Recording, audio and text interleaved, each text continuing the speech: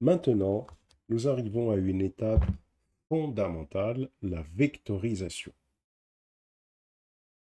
Un email, c'est un texte brut. Par exemple, gagner un cadeau gratuit. Un modèle PyTorch ne comprend pas directement cette phrase. On utilise donc compte vectoriseur. Compte vectoriseur va lire tous les emails et il va construire automatiquement un vocabulaire. Un vocabulaire, ici, c'est la liste des mots rencontrés dans les emails. Ensuite, chaque email est transformé en vecteur. Un vecteur, c'est une liste de nombres. Chaque position du vecteur correspond à un mot du vocabulaire. Si le mot apparaît dans l'email, la valeur est positive. Si le mot n'apparaît pas, la valeur est 0. Donc, le code que nous allons, une partie du code que nous allons écrire pour comprendre des étapes fondamentales est ici. On va d'abord définir un objet vectoriseur, avec vectoriseur égale compte vectoriseur, puis on va écrire xText égale df email. Et donc ça va permettre de récupérer les textes des emails. Donc, ça, c'est le deuxième point. Et ensuite, on va récupérer avec y égale df label.values ici, on va récupérer les labels. Puis, on va faire x égale vectoriseur, .fit transform x texte tout array.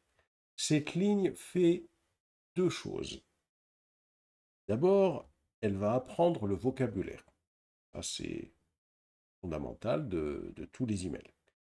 Et elle va transformer les emails en matrice numérique, dans lequel, si on veut, pour un email donné, eh bien, on va voir si tous les mots-clés que l'on aura récupérés euh, de, de l'ensemble des emails, est-ce que ces mots-clés apparaissent dans l'email ou pas. On va aller visualiser ça concrètement pour encore mieux comprendre. Ensuite ici, on écrit mot égale vectoriseur.getFeatureNames out.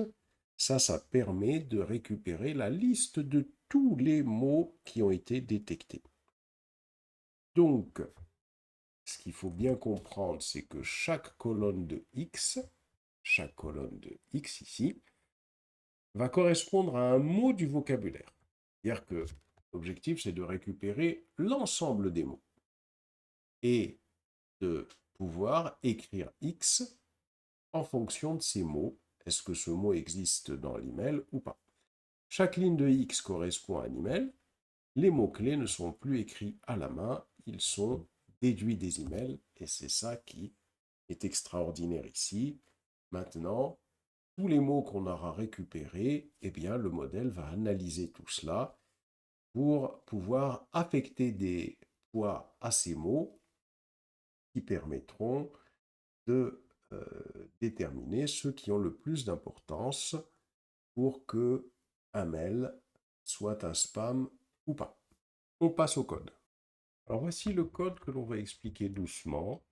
Ici, on définit un objet vectoriseur parce qu'on a instancié donc compte vectoriseur. Donc on a cet objet qui va nous permettre de pouvoir transformer les emails en nombres.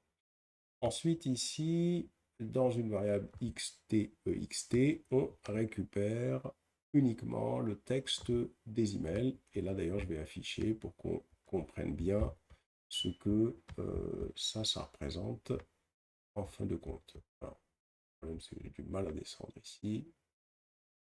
Voilà, je vais exécuter uniquement cette partie-là. Voilà, donc dans xtext, on a le texte des emails et exclusivement le texte des emails. Je remets le code et on va continuer l'explication du code. Ensuite, je vais ici un petit peu plus bas récupérer dans une variable y essentiellement les labels, donc df label.values, donc je vais récupérer 1 ou 0, et je l'affiche juste en dessous pour comprendre exactement les données que j'ai dans y. Donc, je supprime le code derrière pour n'afficher que y. Donc ici, dans x underscore text, j'ai le texte des emails, et dans y, j'ai les labels. Alors, une fois qu'on a ces informations-là, je recolle le texte du code. Je vais maintenant effectuer la transformation des emails en matrice numérique avec x égale vectorizer.fit underscore transform. Je passe le texte des emails to array, donc on comprend intuitivement que ça va transformer ça en une matrice. Et là, je vais afficher la matrice sous forme de data frame lisible. Donc cette matrice X, je vais appliquer la méthode dataframe, donc pd.dataframe, je lui passe la matrice X, je définis le fait qu'il y aura la colonne mots, et je récupère ça dans un dataframe. Et là, on va afficher ce que vectoriseur a donné. Donc je vais faire un display df matrice.head. Donc ça permettra de voir très exactement ce qu'on a obtenu avec le vectoriseur. Donc je vais procéder de la même façon. Je vais faire un X ici et je vais exécuter. Et là, on voit ce qu'on obtient. C'est-à-dire que l'on obtient une matrice dans laquelle il y aura les mots. Vectoriseur, c'est ce que ça nous a donné. C'est-à-dire que les mots de tous les emails ont été récupérés. Donc ça va être autant de mots-clés sur lesquels le modèle va travailler. Et ici, alors pour chaque email, mais les emails, je ne les vois pas, donc on va aller les rajouter. Pour chaque email, on indiquera si le mot en question appartient à l'email ou pas. Par exemple, le mot avec, il appartient à l'email numéro 3. Le problème, c'est qu'on ne le voit pas. Donc, il va falloir le rajouter. Alors, pour le rajouter, on va recoller le code.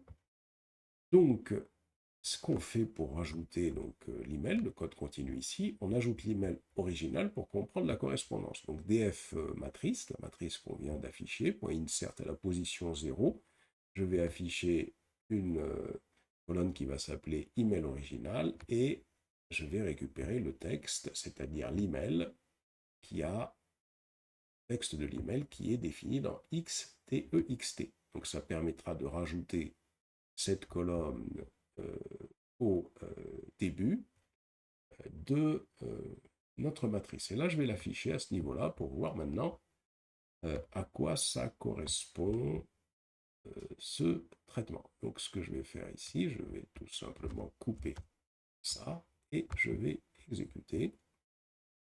Alors, ici, si je regarde, parce qu'elle est affichée 2 fois cette matrice, la première fois sans l'email, mais là, on voit que l'email original a été défini. Et voyons donc ce que Vectorizer a fait. Vectorizer a transformé cet email en tableau numérique. Alors ce tableau numérique, si je regarde, gagner un cadeau gratuit, on voit que 1, le mot 1 appartient bien à l'email, donc il y a un 1. Si je me déplace un petit peu plus loin, je vois également qu'il y a cadeau qui appartient, donc j'ai mis un 1, c'est ce qu'a fait Vectorizer. Donc Vectorizer a transformé chaque email en un tableau dans lequel, comme on l'avait expliqué dans notre formation, chaque mot-clé qui va apparaître dans cet email, on va lui associer à 1, sinon ce sera un 0. Donc là, tout le vecteur que l'on aura ici va correspondre premier au premier email que l'on a ici, et c'est le même principe pour les autres. Donc voilà ce qu'a fait Vectorizer. Là, ça permet de vraiment bien comprendre comment ça fonctionne. Je remets le code. Maintenant, je vais récupérer les mots détectés automatiquement. Donc, mot égale vectorizer.getOut, getFeatureNames out. Ça va récupérer la liste des mots qui ont été détectés. automatiquement et je vais les afficher ici pour qu'on voie ce que ça donne cet affichage-là. Ça permet de bien comprendre comment fonctionne le code une fois qu'on a les principes en tête. Voilà, donc les mots, ben, il me les affiche ici, plus bas. Voilà. Et donc ça, ce sera autant de mots-clés sur lesquels le modèle va travailler. Donc il va y affecter des poids. À certains moments, il y aura des mots qui auront des poids plus importants que d'autres. On revient sur notre code et ici, on va maintenant ajouter ce qui manque à la matrice que l'on a obtenue avec Vectorizer. On va ajouter le label, on va ajouter une colonne label, puisqu'il faut que